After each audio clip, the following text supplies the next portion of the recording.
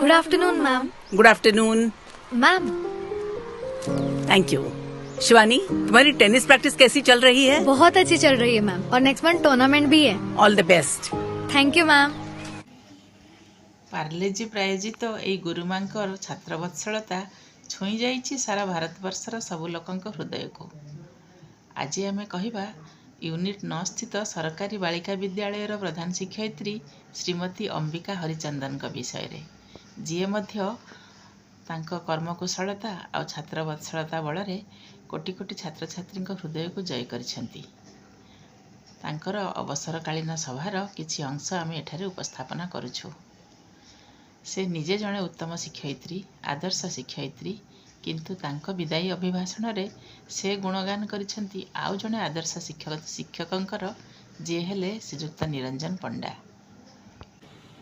श्रीमती हरिचंदन जड़े असाधारण प्रतिभा संपन्ना विदुषी प्रधान शिक्षयित्री। तांको वक्तव्य ही तांकर परिचय। जो सीमित वक्तव्य थिला से हुए तो मो भली विदायी प्रधान शिक्षयित्री को उद्देश्य हो बा ए विद्यालय समागम रे सामिल थिबा समस्त आमर उपस्थिति छात्री होंतु बा शिक्षक शिक्षयित्री होंतु बा अतिथि सम्मानित अतिथि मान उद्देश्य रे केवल जेहेतु आमे तांको स्वल्प समय पे पाइचे एवं से तांकर कर्मबहुल समय बहुमूल्य समय को आम दे आसी आम निकट उपस्थित होती। प्रथम मुझे बहुत बहुत साधुवाद जनइबी एवं मो हृदय पूरा गभीर कृतज्ञता मुझे ज्ञापन करुच्ची। एवं मु केवल दुई पद कही तांको निकट में मोर कृतज्ञता प्रकाश करने चाहे।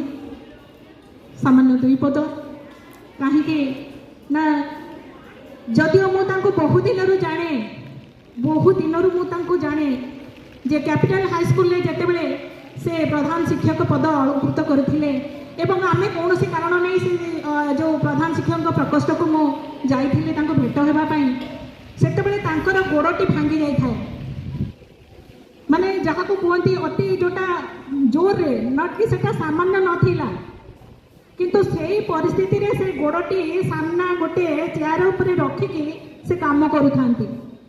इवन आमे खाता देखा समय रे बारंबार मु जेते बेले जाए देखे जे से निश्चित भाव में किछि ना काम रे नियोजित थांती। सेई दिन थ्रू मु तांको माने सी मोर प्रेरणार उत्स होइथिले। मु तांको द्वारा बहुत अनुप्राणित होइथिली। मोर टिके चौर्य वृत्ति अछि अर्थात जोठी सुगुण देखे बा ग्रहण योग्य गुण किछि मोर परिदृष्ट हुए मु सेई व्यक्तिकर अजानतारे से सुगुण को आपणा मोर प्राणप्राणे चेष्टा करिथाए एवं सेठू मोर आरंभ होइथिला तांको अनुकरण करिवार। 31 अगस्ट 2024 तारिख रे तांको कर्ममय जीवनर अवसान घटिछि। विभु पदार बिंदरे तांकर दीर्घ निरामय जीवन प्रार्थना करुछु।